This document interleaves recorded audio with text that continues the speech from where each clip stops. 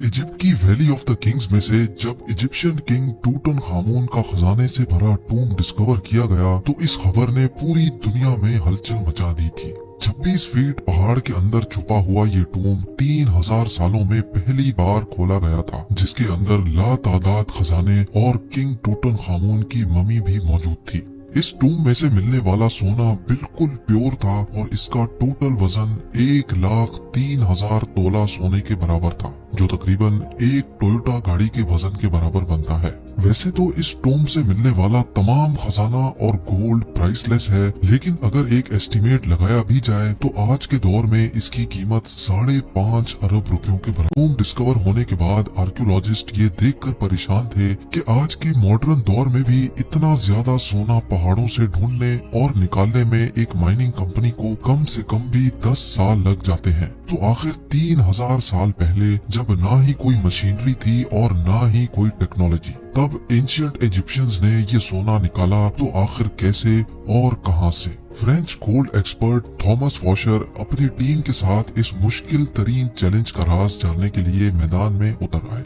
सबसे पहले थॉमस ने मिलने वाले सोने को कई सालों तक अच्छी तरह स्टडी किया और उसकी कॉम्पोजिशन मुख्तलिफ जगहों से निकलने वाले गोल्ड से कंपेयर की। कई सालों के बाद आखिरकार थॉमस और उसकी टीम को ये तो मालूम पड़ चुका था कि टूटनखामुन की टूम से मिलने वाला सोना भी किंग्स वैली के आसपास के पहाड़ों से ही निकाला गया था। अब चैलेंज था वो पहाड़ ढूंढने का जहां से एंशिएंट माइनर्स इतना ज्यादा सोना निकालते थे। लेकिन ये टास्क कोई हल्का फुल्का टास्क नहीं था। किंग्स वैली के गिर्द हजारों पहाड़ मौजूद हैं और ये जानना कि सोना कौन से पहाड़ से निकाला जाता था, ये वाकई एक इंतहाई मुश्किल तरीन काम था। फ्रेंच गोल्ड एक्सपर्ट थॉमस फॉशर अपने एक आर्कियोलॉजिस्ट दोस्त के साथ मिलकर किंग्स वैली से 80 किलोमीटर दूर एक सहरा में पहुंच गया, क्योंकि इस डेजर्ट में कई ऐसे पत्थर मौजूद हैं जिनके अंदर सोने के जर्रात छुपे हैं। इसी वजह से उनका मानना था कि अगर टूटनखामुन की टूम से मिलने वाला सोना भी इसी डेजर्ट से निकाला गया था तो यहाँ माइनिंग ऑपरेशन के कोई न कोई निशानात जरूर मिलेंगे। ये सहरा 1,36,000 स्क्वायर किलोमीटर तक फैला हुआ है, जहाँ गर्मी और पानी की शॉर्टेज की वजह से जिंदगी ना होने के बराबर है। थॉमस का मानना था कि इतना ज्यादा सोना अगर इसी सहरा के किसी पहाड़ से निकाला गया होगा तो जाहिर है उसमें काफी ज्यादा मैन पावर भी लगी होगी। थॉमस और उसका साथी इसी खोज में सहरा के अंदर जाते रहे। इस बंजर सहरा में कई घंटों तक सफर करने के बाद काफी अंदर जाकर उनको पहाड़ के नीचे एक अजीब मंजर देखने को मिला। करीब जाकर मालूम पड़ा कि ये एक कदीम जमाने का कुआं था जो पूरी तरह से खुश्क पड़ा हुआ था। ये बात तो जाहिर थी कि ये कुआं किसी दौर में यहाँ से गुजरने वाले काफिलों को पानी फराहम करता था, लेकिन हैरत अंगेज तौर पे यहाँ कुछ और भी था जो इस कुएं से भी ज्यादा इम्पोर्टेंट था। जी हाँ, थॉमस और उसके साथी को यहाँ एक पुराना कमरा भी बना हुआ दिखा जो अंदर से एक इबादतगाह का मंजर पेश कर रहा था। इस कमरे की दीवारों और छत पर काफी मेहनत से पत्थरों पर कार्विंग करके पेंटिंग्स बनाई गई थी। जब इस आर्ट वर्क को गौर से देखा गया तो इसमें एक ऐसा राज छुपा था जिसको देखकर यकीन करना मुश्किल था। थॉमस के साथ आया दोस्त जो कि एक आर्कियोलॉजिस्ट था, उसने बताया कि इस पेंटिंग में वही राज छुपा है जिसकी तलाश में हम लोग निकले हैं।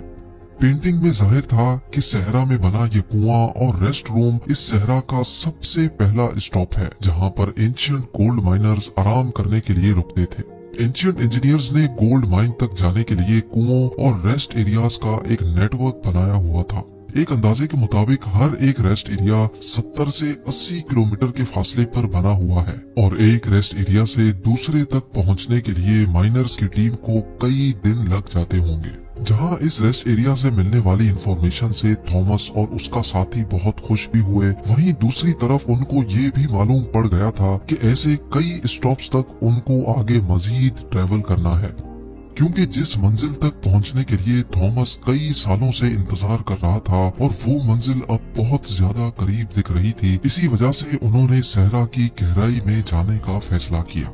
बंजर सहरा में एक के बाद दूसरा रेस्ट एरिया आता गया, लेकिन गोल्ड माइन जैसी कोई चीज नजर नहीं आई। आखिरकार पूरे 2 दिनों के बाद थॉमस को एक पहाड़ के किनारे पड़े ढेर सारे पत्थर दिखाई दिए। देखने में तो ये एक नॉर्मल सीन था, लेकिन थॉमस का मानना था कि ये जगह एंशियंट गोल्ड माइनर्स का कैंप लगती है, और हुआ भी कुछ ऐसा ही। जी हाँ, इस जगह पर पत्थरों से बने कुछ ऐसे टूल्स मिले जिनकी मदद से पत्थरों को तोड़कर उनके अंदर से सोना निकाला जाता था।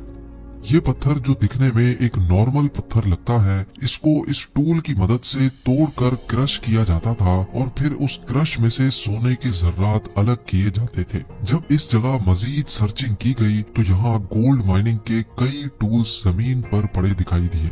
क्योंकि थॉमस को एंशियंट गोल्ड माइनिंग टेक्निक्स के बारे में काफी ज्यादा जानकारी थी, इसी वजह से उसका मानना था कि एंशियंट माइनर्स इन पहाड़ों को खोद खोद कर इनमें टनल्स बनाते थे। इन टनल्स में खास किस्म के पत्थर ढूंढकर उनको इस माइनिंग कैंप में लाया जाता था, जहां वो इस वक्त मौजूद है। माइनिंग कैंप में मौजूद माइनर्स की दूसरी टीम इन पत्थरों को क्रश करके इनमें से सोना निकालती थी और फिर वो सोना किंग्स वैली में भेजा जाता था। थॉमस को एक एंशियंट गोल्ड माइनिंग कैंप तो मिल चुका था, लेकिन अफसोस इस बात का था कि जिन टनल्स की वो बात कर रहा था, ऐसा एक भी टनल उसको दिखाई नहीं दिया। शायद हजारों साल पहले खोदे गए टनल्स कमजोर थे और अर्थक्वेक्स की वजह से कोलैप्स हो चुके थे। एक्सपर्ट्स का मानना है कि गोल्ड माइनिंग का ये तरीका बहुत ही ज्यादा मुश्किल है। अगर उस दौर में 100 लोग एक हफ्ते तक गोल्ड माइनिंग का काम करते होंगे तो उसमें से वो सिर्फ 1 स्पून गोल्ड का इकट्ठा कर सकते होंगे।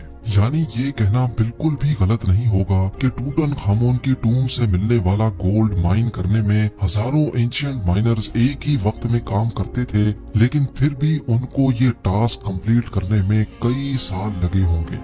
माइन किया गया सोना छोटे छोटे जर्रात की फॉर्म में किंग्स वैली में भेजा जाता था, जहां पर एक अलग टीम उनको मुख्तलिफ शेप्स में डालती थी, जिसमें टूटनखामुन का death mask, coffin, statues, jewellery, chairs और गोल्ड चैरियट भी शामिल था।